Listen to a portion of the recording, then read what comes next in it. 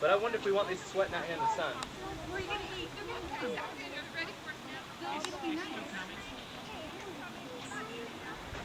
I'll hit one. Hey, I want to hit. Come here, buddy.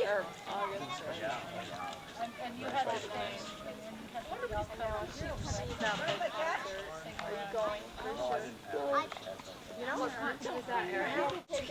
You know, I like the They're stuff sweet glasses. How much? Micah! It sounds all the same on the radio. On the CD it starts to sound the same, but when you're there live and he's talking, it's more fun. Eli. I agree with you. Say When I hi. listen to it, he's got the same sound on the tape on the CD. Oh, Micah. A fellow named Peter Brian Hall. Say hi. Oh, no, you think his songs all kind of sound the same? Yeah, they do. Yeah. No. Stevie Wonder. No, I got mine for $10 at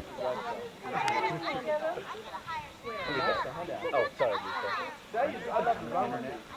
Stevie? I'm not into that. I'm not into that style at all. Not at all. I totally into Stevie Wonder. You are? Polish people love Stevie Wonder. Everyone copes in their own way, Christine. And we all have, and everybody's got a challenge. Some people use food. I use drugs and alcohol. Everybody. They don't mind the Perry's and Dad. Mom got them for Perry. Oh, what's that you got around your neck? Is that a... It's a bib. But you're eating out of it. That's a smart idea. So you put your food in it and then you carry it around that way?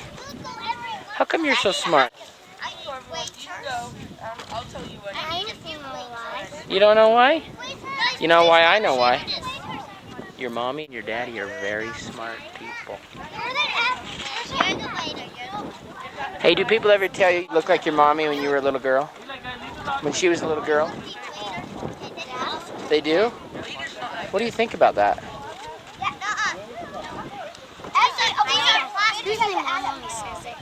Oh, usually it's your mom's one that says it? Yes, I figured out. Well, you remind me of her too. Of the money that they gave you. It's right here. She was very cute.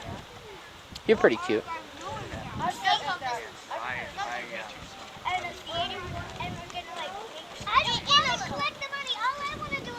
Do you have anything else in there besides chips?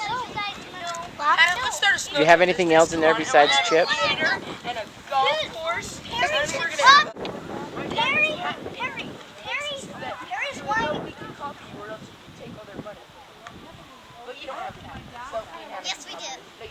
Yes, we do. Nope, you have to legally get one. Is it done? No. Hello. Come on, Hannah, we're gonna talk about our Sunoco. You don't have to. Okay. We'll take their menus. That would be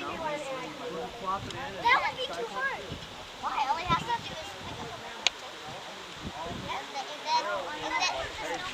Guys, guess how many Sunoco machines we have in our house? What? Two. Yay! That means two. That means two. But still, we can use it. Yeah. What do you mean? You told me that you had two. I said we had two that worked really good.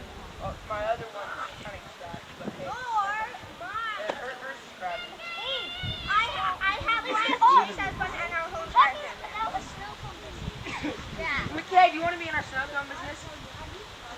I'm We're now hiring. Yeah. You can advertise. We're going to have Your eyesight? Next Friday. Well, they're hoping to slow down. I mean, I've already lost it all inside. You can't see anything out of this eye? I can see out there and there. I can't see right In the middle. You lost your I can't see vision. your face. Okay. I can see a darker object, but I can't tell it's a face or your features. But I can see that your mom is there, and I can see her hair, and I can see her sunglasses on, and I can yellow top. anymore? But just like you do see out the... Moore said they went to conference, and he got up. Everyone just woke up when he was going to speak because they knew something fabulous was going to come out. And he got up and he says, "You can just go back to sleep. Mine's going to be as dull as the rest of them." I think it was mainly me standing They're here. making me read my talk. He said it's going to be as dull as the rest of them? He says they're making me read my talk. How funny is that? Jack Golden Kimball, he was He had some life in him. The rest, I think, I mean, to me, the fact that they have to wear their suits to a basketball game whenever they're in public, it seems so stifled to me. Does it seem stuffy? It does. Very stuffy. Very. Well, his grandnephew goes around and talks about it and tells him You've stories. heard. Does I've it? seen him on Jim TV. Kimball, That's yeah. on the other day. I haven't. On KBYU. But he used to say all kinds of crazy. And he We always had him in our ward one time here. About said over 10 years Oh, ago. sure, yeah. he said it to be funny. I'm sure, I don't know, I'm sure, but he was a, Lemonade? he was the old cow rancher, they called him on a mission, you know, he used, Go get your cup. he said, you know, you had to use a little bit of language with You know, it's almost like Animals don't understand. They don't Hey, understand. one thing, I said, you want to see showing, look at the robes that wear. Ours are very understated. I'm saying, why can't they just go in there? Why can't they be relaxed at a basketball game? Yeah, give us an I answer. can't give you an answer to that. I'm not sure you're even right. I'm sure they can I go. don't think they have to unless they want to. I think they can go if they They want. can wear anything they want on paper. I have seen them wearing other clothes. Okay, Paige, ever seen him wearing other clothes to I've seen them, not to basketball game, but to other events. I've seen pictures of general authorities in cowboy outfits and everything. All I know is whenever I'm at the U or the BYU basketball game, They were all wear- It depends if they're going in their official capacity or not. See? Well, you know what? They may have done is been at a meeting or something and then run to but the I game. see it all the time. Yeah, well, they don't have time to change. They live a tight life, It tight depends schedule life. if they're going as an official or not. That's right. And we may not recognize them when they're not in the suits. That's right. See, you're projecting your reality onto them, like that they don't like wearing their suits. Well, you may see them at other times and not recognize them. Exactly. They probably are not in their suits as much as we think, but we don't see them when they're not in their suits. I've never seen them. I see them a lot. That's because they're not wearing It certainly doesn't bother me if they want to wear a suit. Doesn't bother me at all. It's hotter though. Suits are hotter. Just looking at them makes you. It doesn't make any difference to me what they wear. No. Rode some horses. I don't care. They look nice. They look nicer than it cut off. Well, they are in a position that warrants respect, particular respect. So. If George Bush, most of the functions he goes to, he's in a suit. Exactly. You know what I mean? Yeah. Occasionally they show him on his ranch or whatnot when he's not. Right. Most of the things, you know, when he showed up at the Olympics, he had a tie on, I had a suit on. Here's Josh, here's the Stewarts, they're all here. Professional. Here's the Bingo. Paulsons. Well, David will be here shortly. Julie and Nettie. David who? Oh, good. He'll be here soon. We should invite Stewart next time. We're gonna make it to 100. You know why they hurt you. You really haven't made it, you've done 75 years. 75 years. How old that puts you? Married. You'd be 102. 102. Mom's friends were having their party for one of the ladies who was 50 years old. So when Mom heard that it was a 50-year-old birthday party, in her mind, she was thinking it was a 50-year anniversary like hers. So she was thinking that this lady was 50 years old was having a 50-year anniversary. I hope the lady wasn't offended. You get things confused. I do it all the time. I couldn't find the note. I put it away somewhere. Oh, I would know Yeah, but I was. how to get up here. I couldn't find it. I can't Glad you're here, sweetie. Not here at Pines Ranch. Little Lyle, how are you?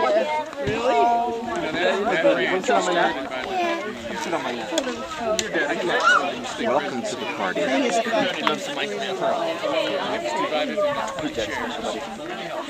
can never be more cabins. A large one.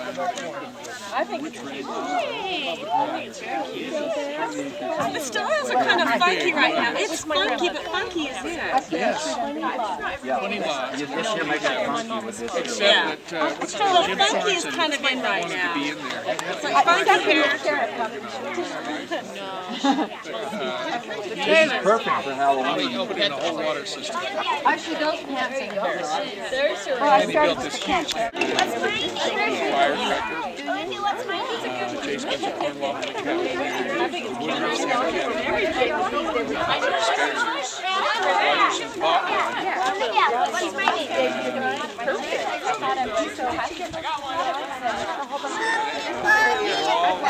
there's never been any, more cabinets and just those except for that. He got it because, well, you know, if they want to get me, While we're waiting, you know it's We'll sing happy birthday. Carrie, you're not going anywhere. Sit right down. no telephone. Harry, yeah. All right, Harry, you stay here. Okay, ready? Go. Happy birthday to you. Happy birthday to you. Perry. Happy birthday, dear Perry. Happy birthday to you. Woohoo! Tis love brings us here. Yeah. Tis love brings us here. Yeah. Happy birthday, dear Perry. Happy birthday to you. It's a birthday, happy birthday. Harry? Someone great has a birthday. It isn't the president or is it the queen. It's someone better, they say. It's a birthday, happy birthday. Perry has a birthday. We love you, Perry, our dear, dear, dear Perry. Happy birthday to you.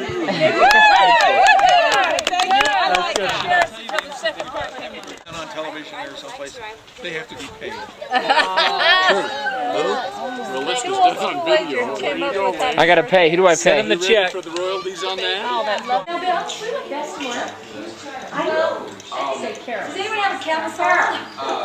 So how did, what did you? Hey, Sam. Can you pass it down to Melody, please? You got a t-shirt on. You calm down. Go put it on now, Val. Don't know. Was it white? Yeah, not much flatter than that. It was more of an ivory color, but it was ivory, but it wasn't quite that ivory, but it wasn't quite white. But they let you wear it and let them do it more. They let you wear that at the temple? Yes. I was married. It's got to be white. Yeah, over here on this side. Yeah, there is. All right, everybody, we're going to, okay, I want your attention. Let me pass it down.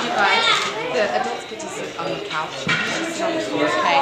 Let's be gentlemen, guys. Girls first. Come on, hop up. Jan? Girls first. Isaac's in the roll.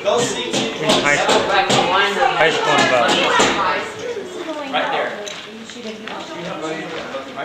Yeah, that's the little kid. Candace, come sit by me.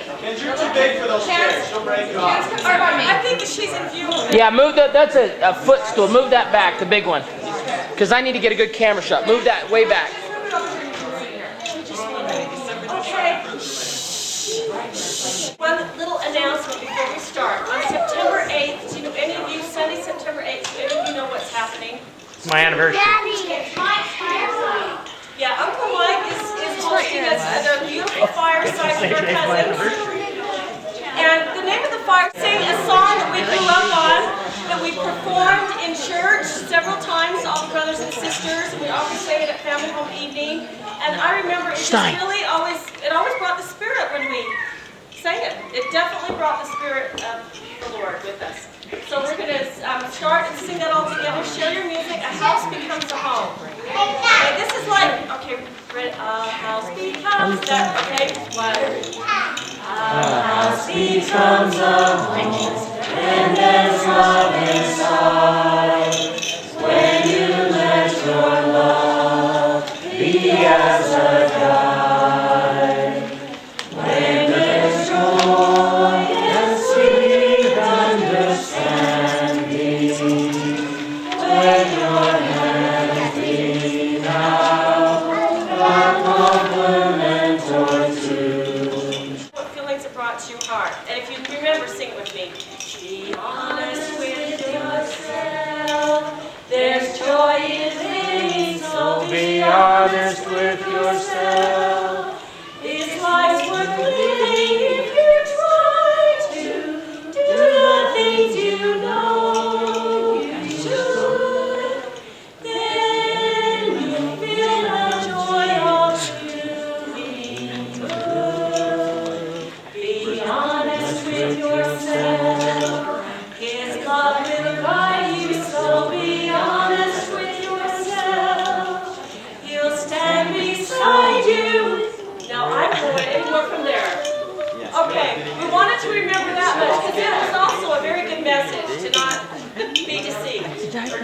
Self-deception. Avoid that.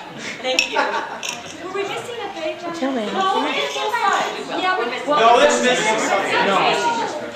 So sorry. First we've got Melanie here wearing mom's dress. Here's the wedding dress. Come here, come out here. Come out, Mel. See it. You don't know what mom was wearing underneath. Trying to make her Yeah. more than what I wear. Isn't that pretty?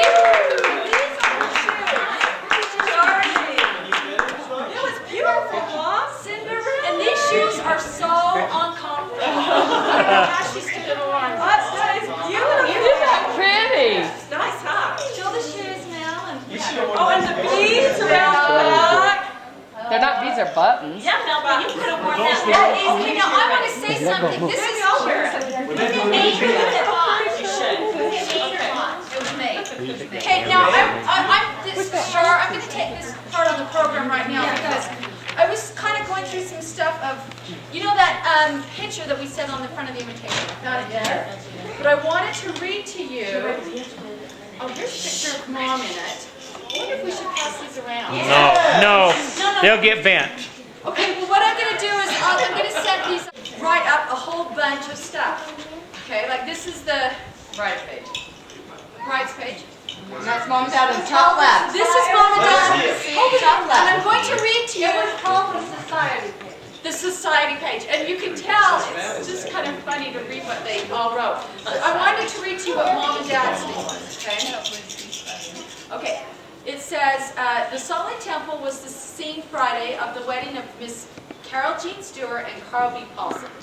Elder Matthew Cowley of the Council of the 12 officiated. The lovely bride is a daughter of Mrs. Harold F. Stewart, 1640 Southwest Temple Street. Mr. and Mrs. Abel Paulson, 1438 Hollywood Ave, are parents of the bridegroom. A wedding breakfast at the home of the bridegroom's parents honored the couple following the ceremony. The LDS Institute of Religion will form the setting for a reception to further fete the pair Friday night. Okay. Bridal ensemble. Mrs. Paulson will wear an original gown of will wear an original gown of imported French lace, styled with a molded bodice, detailed with a yoke of satin appliqued with lace. The long pointed sleeves are edged with tiny ruffles of nylon net. Like something you'd buy at Snowball. And they went into a lot of detail. The full skirt accentuated with a lace peplum, cascades with a cathedral train. That's why it was cut off, Mel. That's why it was. There was more of a train. There was a train. Oh, okay. Because they didn't even finish the lace. She made curtains out of the train later. Her fingertip veil of illusion is caught to a Juliet cap of lace embroidered with seed pearls. She will carry a crescent bouquet of white roses surrounding a white orchid. You can see that in the picture. Maid of honor will be Miss Christine Paulson. Attending matrons include Mrs. Robert Zarbach, Mrs. Lynn Ward, Mrs. Carl Openshaw, and Mrs. Gordon Nelson. Miss Winifred Bowers and Miss Elaine Grimley will be bridesmaids. And carry bouquets of bronze glomalias. I don't know what that is. They were something to C. Edsel Tholen will be best man, and ushers will be Harold Stewart, Carl Openshaw, Michael Stewart, Lynn Ward, Ben Paulson, you guys had a big long line, Robert Zarbach, Abel Paulson, and Ben Rollins. Going away outfit for the bride. I thought you were being today. Okay, class. Going away outfit for the bride will be a honey baked suit with brown accessories. Honey baked. Hey, Honey baked. Melanie, I got one question. Do they say anything about the size of rims on Dad's car? It doesn't mention much about that. Out-of-town guests at the reception were Mr. and Mrs. Fred Shea, Portland, Oregon, Mr. and Mrs. Hans Thompson, and Chris Thompson, Chicago. Did they call you and ask if that's what your dress looked like? Yeah. I think they all submit stuff. And see, that is my bag. See, hanging there. I have lizard shoes and that bag match. Yeah, this is her. You know, it says, betrothal of Carol Jean Stewart to Carl Paulson, told at tea. And it's actually this picture. You drink tea back then? You'll see it's very similar. So, this says, guests at a beautifully appointed Garden Trousseau tea Saturday afternoon learned of the engagement and approaching marriage of Miss Carol Jean Stewart and Carl Paulson. The well-known couple will exchange vows at the Salt Lake Temple August 22nd. Quiet. This is like church. No. Don't say that. Very nice. Little Miss Claudia Carey and Miss Judy Ann Thompson presented the guests with miniature Cupid cookbooks revealing the mixing days. Now listen Read to this what that cookbook. says. This cookbook I says, mean, this was very kosher then. recipe for happiness. Then you open it up and it says, take one girl, Carol, add one boy, Carl, sift with love, mixing date, August 22nd, 1952. So there's the little books that were presented. had a tea. Yes. They did it that way because she was a dietitian. The bride-elect is a daughter of Mrs. Harold F. Stewart, 1640 South, and the late Mr. Stewart. Mrs. Stewart will honor the couple at a reception the evening of the marriage at the LDS Institute of Religion. Miss Christine Paulson, sister of the bridegroom, will be maid of honor. Well, those who said the same stuff. The best man and all that. Attractive Miss Stewart is a graduate of the University of Utah, where she was affiliated with Alpha Chi Omega, Spurs, Swan or Quayon, Apmin, Beta Delta Mu, and Omicron Nu, Honorary Home Economic Society. Recently, she completed her dietetic internship at Columbia Presbyterian Hospital in New York City. A former LDS missionary in Norway, Mr. Paulson graduated from the University of Utah, where he was affiliated with Delta Phi. Okay, and I'm going to keep this. I want to make sure it's all organized, so I'll keep it here if you guys want to come up afterwards. The only other thing I wanted to share with you is I was looking through their yearbooks. Now, this is a couple years before they got married. But I think it would be very interesting for you to see Dad as a senior. I put a marker in Mom's. Mom looks like she's 24 and Dad looks like he's 12 when they were graduating from high school.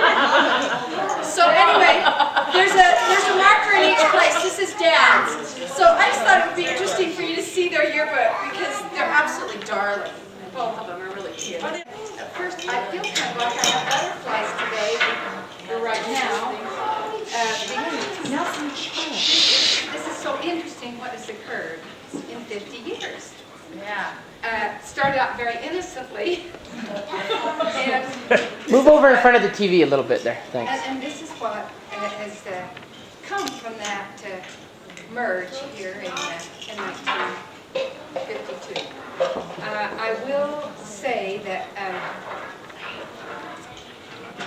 I've always done life with a flair, an ordinary thing, and I think even this celebration here is so different than some of my contemporaries are having, as I've received wedding announcements for a 50-year wedding anniversary. But this is just what I would have liked. But look at this place that I created here. 45,000 acres of land here, and we're in the center of it. To me, I think I'm a very marvelous, powerful creator, because I think this was created before I came. And that's kind of symbolic of my life. Abundant, not only 12 children, I even got a 13 bonus when we included Lisa. 12 was not enough, and I feel that's just how my life has been extended. And if I were to say how I feel now than when I was first married, I feel more appreciation. I feel more beautiful today than I did in that wedding. Yes, when I looked at Melanie in that, I'm amazed how beautiful it was, but I did not experience the beauty of me in that as I do now in my little community. So I do feel like I've expanded in awareness of my feelings. And all of you know what is going on in the family. And yet, I've never been happier because I am feeling and releasing and feel the emotion of my life. And so it's really the drama that we're involved in. The plot thickens and then it thins, and I do feel like the Lord is guiding our life every significant way.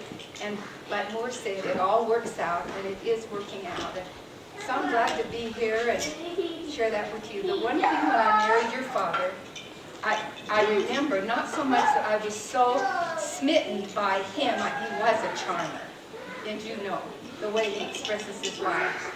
But I do know I felt his children will really love him and enjoy him, which I think has honored him, and even the grandchildren. He's the one who will come and baby tend you and nurture you and care for you. So it's been a good mix, and that's my expression here. It hasn't been easy, but it's been worth it. Well, that's very true. You know, what we said it would be easy. And there have been. Do you need a chair, Dad? No. Anything easier? I really need one of those high chairs. That What one about right this there. one? I need that high chair right there. Oh. That one. That's. For Abel and not Carl when we met in New York. So in a social situation, he had someone else in mind. But I saw him at Windbauer's cabin. Everyone was, several friends were invited. And he sat there and he had a plaid wool shirt. That wool shirt. And he had these accordion boots here. And he was Those are from Brazil. And he was playing this song. You wore it? Yes. Yeah, And I love this song that he sang, and it really charmed me.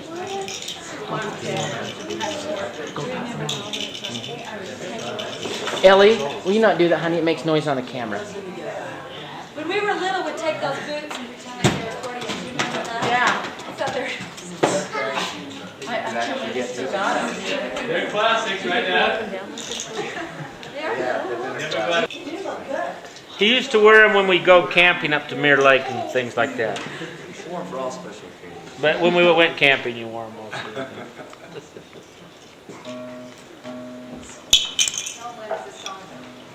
This is a Norwegian song. Nidelven. And it's about lovers meeting on this beautiful river.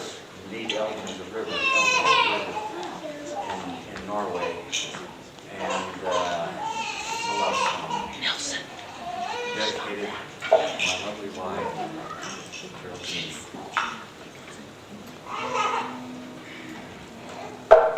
Steg fjärna bak fjällen blå, ligger ett sted jeg har kjær. Dit mine tanker og drømmer da går, alltid er meg så nær. Nidelven stille og vakker du er, her hvor jeg går og drømmer. Drømmer om henne jeg hadde så kjær, nu er det bare minner. Den gamle bygrå er lykkens portal, sammen vi seiler i stjernens koral. Nidelven stille og vakker du er, her hvor jeg går og drømmer.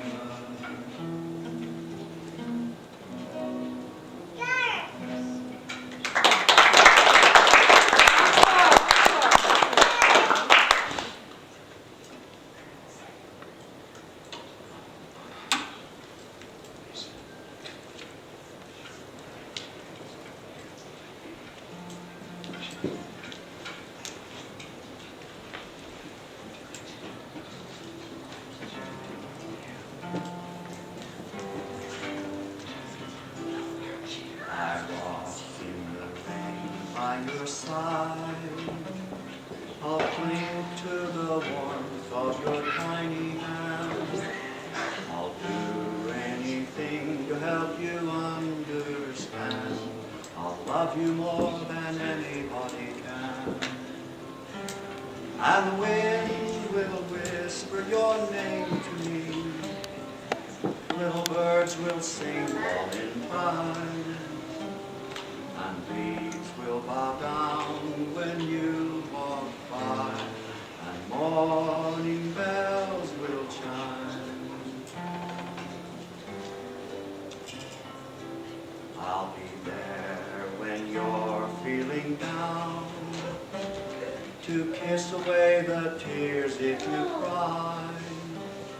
I'll share with you all the happiness I feel, a reflection of the love in your eyes. And I'll sing you the songs of the rainbow, a whisper of the joy that is mine. And leaves will bow down when you walk by, and morning bells will chime.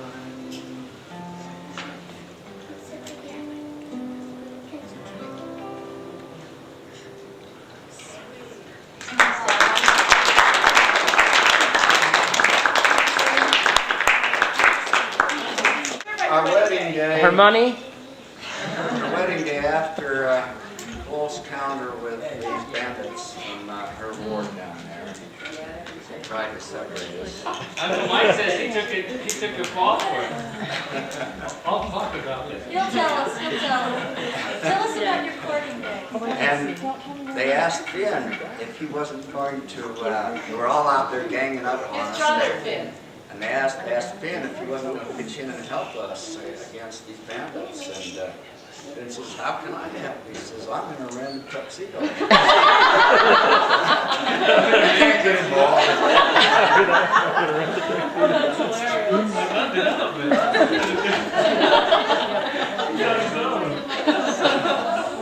That is funny. Oh, it's all like a dream.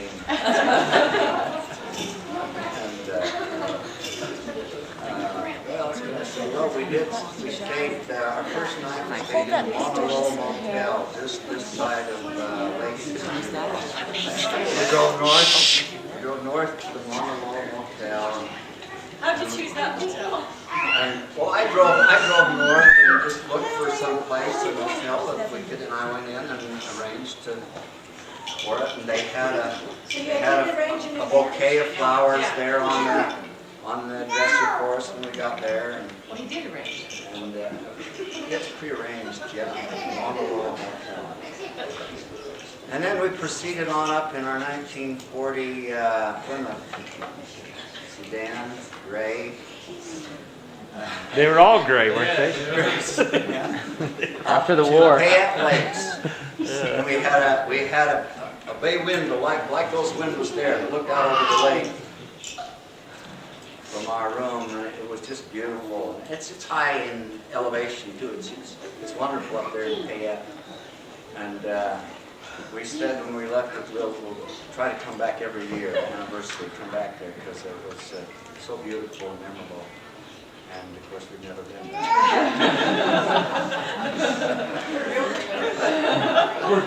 We're going to pass that. Okay, Mom said one of the reasons she was attracted to marry you. Do you remember your original thoughts about why you got hooked into, Well, Miss Stewart? actually, it was her mother's ice cream. It was the I know from the video, but maybe I could touch it up digitally. We're all at it.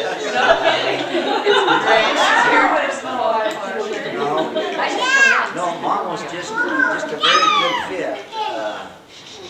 It's always just very comfortable to be with Mom. She was very natural. There wasn't anything fake we put on about her. Lots of girls, you kind of get the feeling that they're really not natural. They're not themselves. They kind of bubbly and airheads, or, not much substantial to them. And I felt that Mom was solid in the gospel and very attractive. And we liked to do the same things. We just enjoyed skiing and Tennis. tennis. And you both wanted a lot of kids. Huh? You both wanted large families. I don't know if we even talked about that before we married. Did we ever? Carol Jean and I did all the time. Did you talk about a large family? Yes, we both wanted 12 kids, and when we went to Boston, we bought 18 bean pots. I got 6, she got 6, and the first who got 12, we're going to get the other 6 bean pots. And we got them, didn't we? We had So some. Mom wanted to have 12 children too before. Yeah, she's forgotten, but she did. Remember? Yeah, I remember. So you forgot that was. Of course, my family all knew that I wanted a wife that I thought would be capable of rearing 12 children. And that limited the selection a little You bit. sent the family out to scout it out, and I was the Yeah, one and scout. Christine, of course, was kind of the facilitator in the whole thing. Very much so. Yeah, she was very much the facilitator. We're going to have Christine tell her story in a It little worked bit. out very well, and it's worked out beautifully. Very, very wonderful. So all I can say is I'm just grateful for all of you and all these wonderful grandchildren, and looking forward to a few more as time goes on. So, You're getting great grandchildren. do you have any questions you want to ask? Yeah. Well, to hear from, Okay. Good one, I'm not going to play it. They wanted me to tell about the wedding itself, and it was a grand affair, and Carol Jean, the Stewarts were greatly loved in their ward. Their father had been the bishop for I don't know how many years was it, 15 years, and my aunt lived down there, she was a widow, and all the widows adored him because he took such careful care of all of them. He was a wonderful, wonderful man. And so everybody in the ward wanted to come to the wedding, whether they got an invitation or not, so they just came. And we were all dressed up and in line, and I had all of them did get an invitation. Did they? I don't know, but I know everybody came who wanted to, the whole state. And we had, I had on high heels too, and we stood in this line, and they've torn down that old institute, haven't they? It's still there, Chris. It is? It's now part of university dance or music practice. Okay, so it was up there on, what's that street? The Circle. And it was facing east, and the line went all the way through the lobby into, of course, the cultural hall where we were all standing. And it went out the front door, up to the sidewalks, over to, what south is that? Third South. Third South. All the way down 3rd South, around the corner, and went north on 13th East. there's no way I would stand in line for that. Well, you weren't invited. So but the thing is that's They all knew there was burnt almond fudge ice cream at the end of that line. We had an orchestra dance. They had dancing and an orchestra, and everybody came and stayed. And I'm telling you, I literally thought I was going to die. I had to stand there one more second on these high heels. The line never ceased. Did it occur to you to take them off? Yeah, I did take off my shoes, but I've always had this problem that when I stand still, I get faint. Even when I was little, I wore braided my hair and made me break and get the snarls out. I keel over. So that was a little bit hard, but it was a fabulous wedding. Everybody came. And your mom looked so beautiful. She was just gorgeous. And What did she wear? the bridesmaid. That my wore? She was talking about. I'm talking about your mother. Oh. She looked gorgeous, and she did look so cute, and they left. And there were a bunch of her rowdy friends from the West Side. They were neat guys. They were sort of the popular guys of South High when Carol Jean went there, and so they were, you know, friends from the board. and it was great to make life miserable for those who were leaving. Sometimes, a couple of times while I was growing up, we heard of cases where they separated them and they took one in a car one way, one in another, and one of them was killed. One of the, do you remember? That happened several times. Really? Several different times people. What are you talking about? The bride and groom? That split up the bride and groom, their friends to be honey. What they call a shivaree. It's called a chivalry, and then they try to separate them, and then they have to find each other. Car accidents. They had car accidents, and the bride of the groom was killed. So it was an awful thing. Good So times. when Good times. Mark was fervently trying to save their Mike was lives, 13 years old. it was a serious business. And Abel and Finn was really ridiculous not to pitch in and help. I don't know, Abel might have pitched in. Oh, Abel probably did, but Finn was very non-combative. So anyway, I loved your mom from the very beginning. We met in New York, and we were missionaries back there together to reactivate all the people who moved from Utah on the lose the church and the people back in New York. We went out and gathered them down. And it was funny, you told us these apartment buildings. And we had to think, what are we going to say? Because you couldn't get in, you had to buzz yourself to get in. And when you got there, they'd say, who is it? And so we finally came up with, we're Sister Stewart and Sister Paulson from the Manhattan Ward. And it sounded, and we figured all the other people would think we were a couple of nuns from the hospital. But because there were a lot of nuns there. But we got into a lot of them, and some of them became active. Became active. Anyway, so I loved Carol, and I knew that she would be a wonderful wife and a wonderful mother. And so I was promoting her and trying to get her into my family from the beginning, and it was the easiest thing I should have done. There might be times when she wished I hadn't, but nevertheless, I did, and I'm very grateful, and I love her, and I love everyone in the kids. You're just fabulous. I love you when she was old. You're just like my own gift. When I didn't have it for so long, it was really wonderful to have all of you. And I still feel like you must. And even all you little next generation kids. Developed from the eyes of 11 or 12-year-old. You've seen all of your mother's boyfriends. They were really good fellows, gifted fellows, all returned missionaries, leaders in their high school. But one of them was very small, Twerpy. What's his name? Bob West. Bob West. His father was later our bishop, but Bob just didn't rise to the level of what I thought a man was for my older sister. I have to talk about them because it's a natural evolution to Carl, who fulfills it all. The other was a Thamer Hyatt, a returned missionary from the southern states, who when he came to dinner did a strange thing. He took out an argyle sock, and he had all of his shaving equipment. He went into our bathroom, we had one of the house, and he shaved before he ate. That was a southern practice. I was somewhat fetched or caught by him because he was a tall fellow, about Carl's size, and carried me on his shoulders from our house over the road to church and back. But he was a little peculiar, eccentric. It was an argyle sock. They were in at the time. Then there was another man who I thought really was the contender. He was prudent.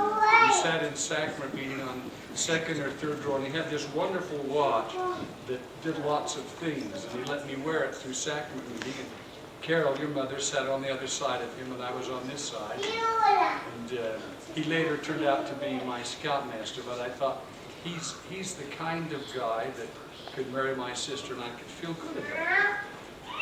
But then we started to hear about Christine Paulson, and Carol would write in her letters about this wonderful friend, Christine, and every other letter spoke of her. And then we met Christine and knew that she wanted to arrange or line up her brother, who, yes, it was Abel, as I recall, with because Carol. the twin he had been in love with had married.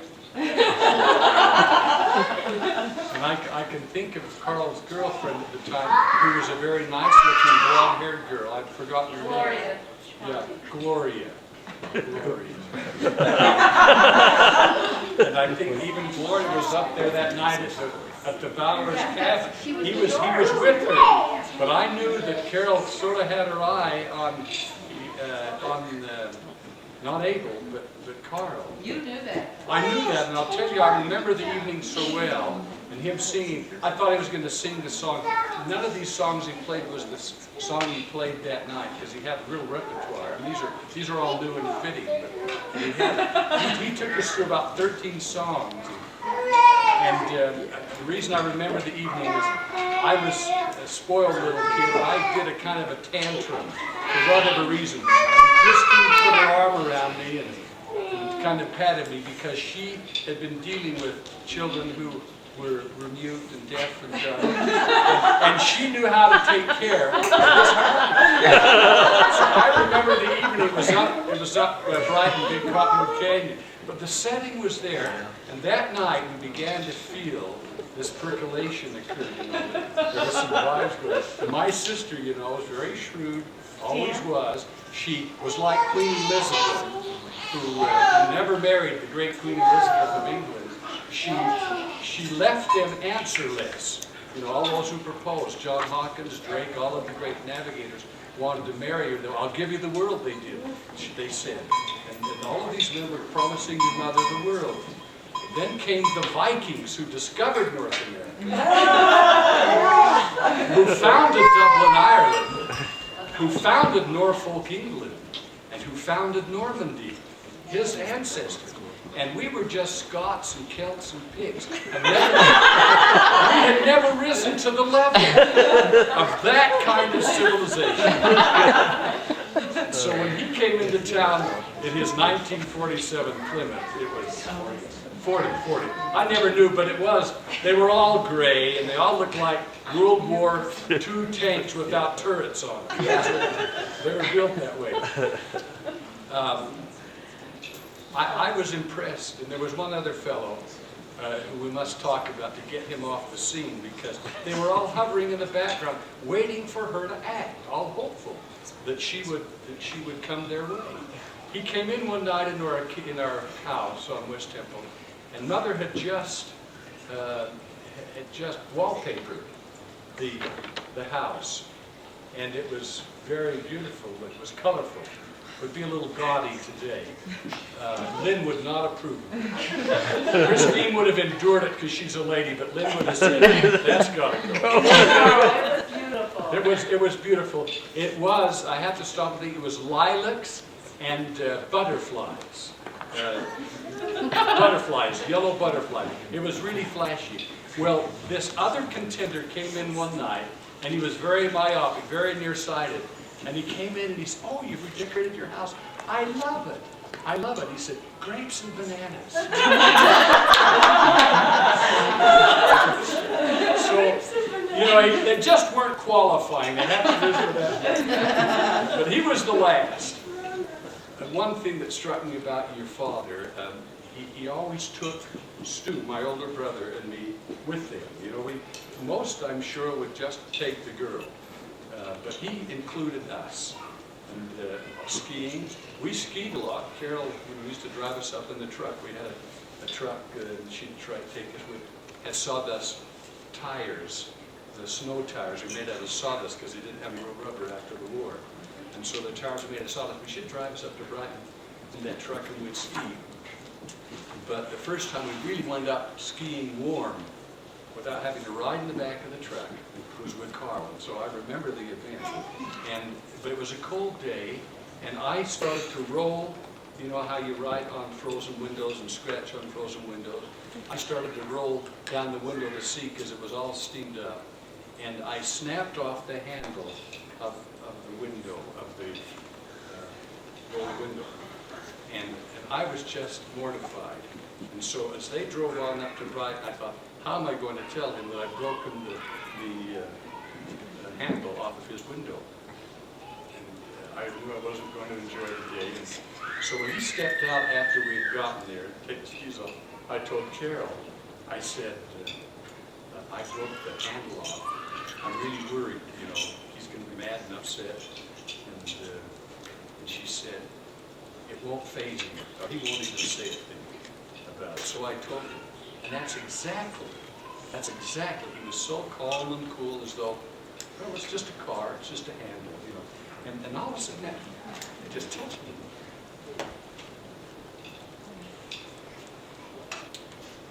So that's how he saved his life.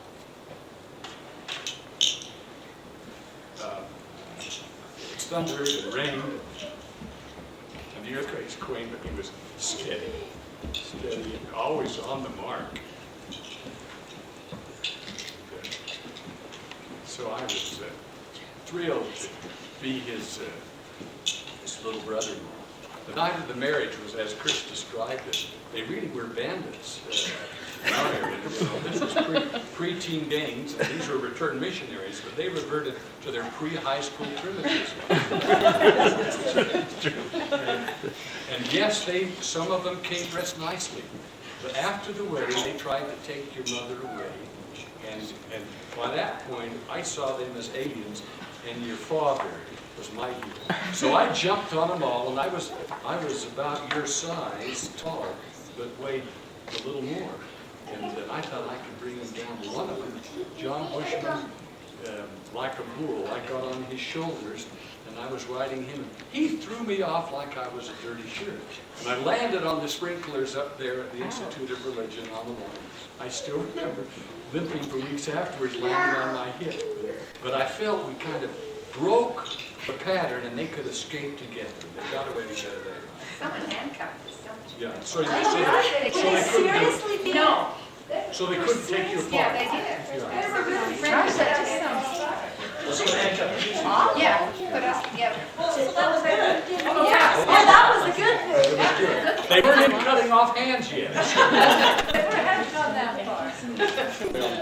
Bless you, and we wish you. I looked around here today and saw such lovely children and grandchildren, and Leif and Lisa's little girl here. If you here, no.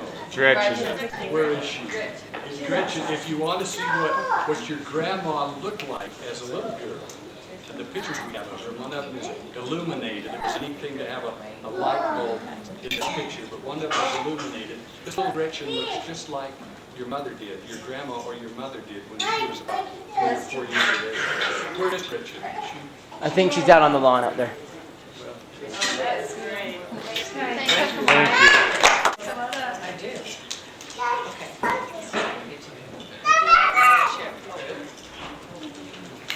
Sam and Nelson. Sam and Nelson. Move so I can get them on camera. Parker's are. Here's Gretchen. Parker's are package over. Gretchen.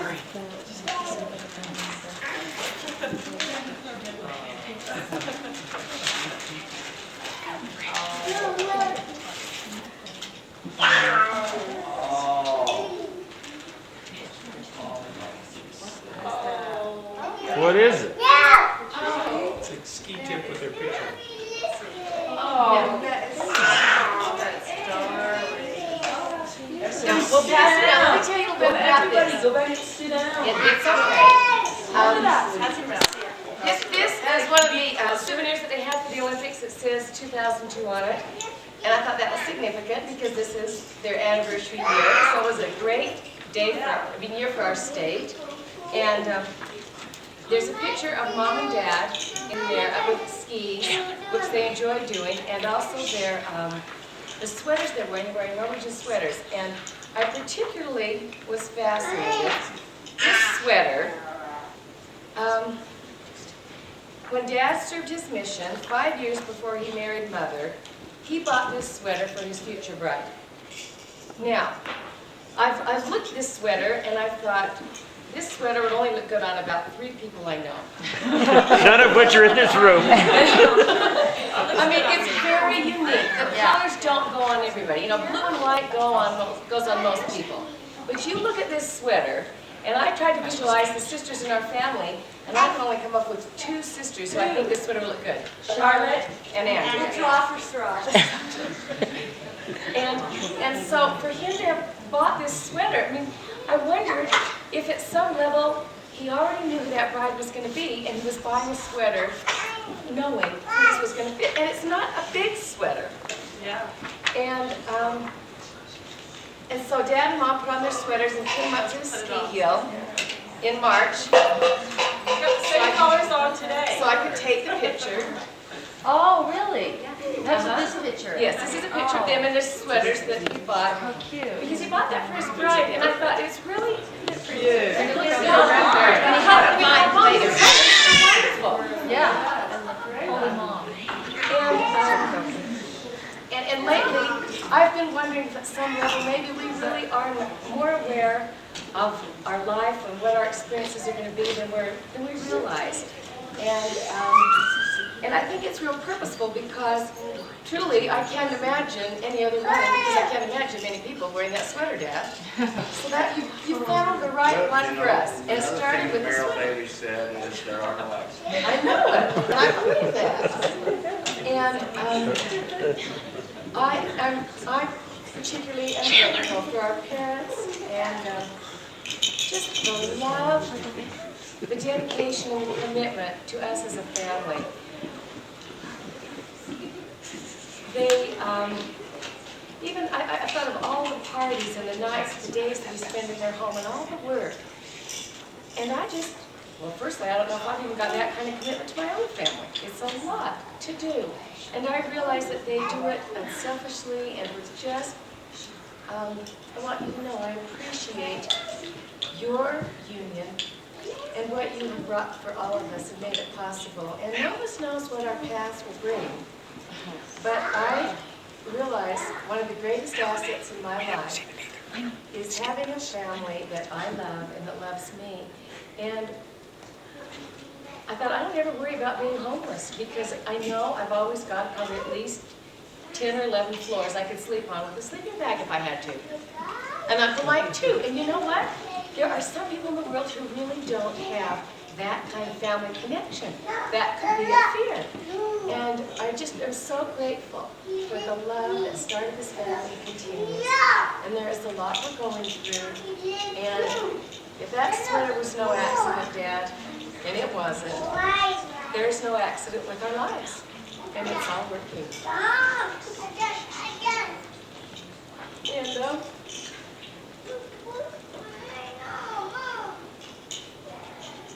I would just like to say Todd couldn't be here today because he was working. And I shot at him over last night. We've both been crying in our own homes. And it's just been bringing up a lot of feelings for Shar and I. And right now we're in situations different than we pictured.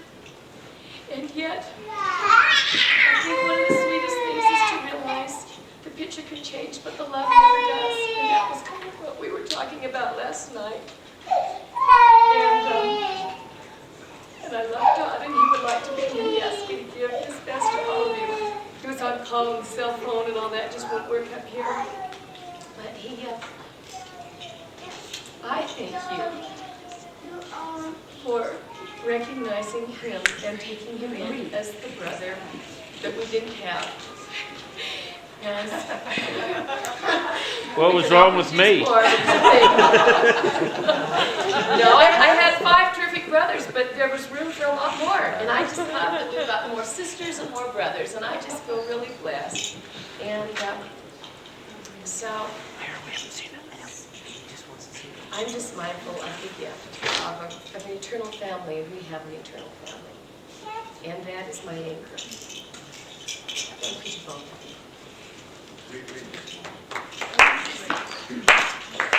This is the picture. On the outside, it's a violin. Carl wants me to read this. Dear Dad and Mom,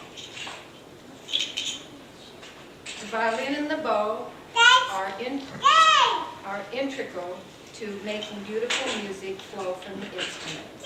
The two of you have created much joy and beautiful music together over the last 50 years.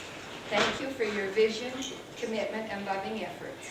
I love you with the fullness of heart that expanded with each sibling as they ended our home, then spouses and grandchildren.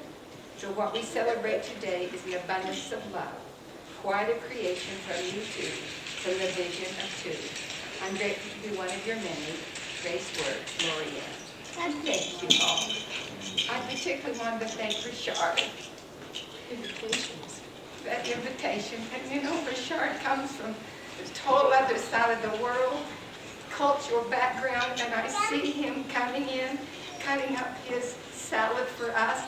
Each one of those little cubes of salad was cut up with love. That was his tradition. And we didn't need time to make another cake, and I just appreciate Richard. He did that invitation, and just thought it was so good to come in and bring us together. Thank you so much. And, yeah, I really feel your love. And all of you are here. David, my dear, I love David with all my heart. He mirrors and gives a gift to me that is very deep. Every one of you. Every one of you. I just really want you to know those spouses that you brought into our family, their gifts, we're learning from each other. And for little Lisa, added above by their bedroom. And out there this morning, I was sitting there just quietly, and they're on the framework there's an owl, the form of an owl, a beautiful thing. And out beyond that is an eagle. And the eagle is flying, and over the eagle is holding a fish. It's hold on to the flying. It's a paper thing.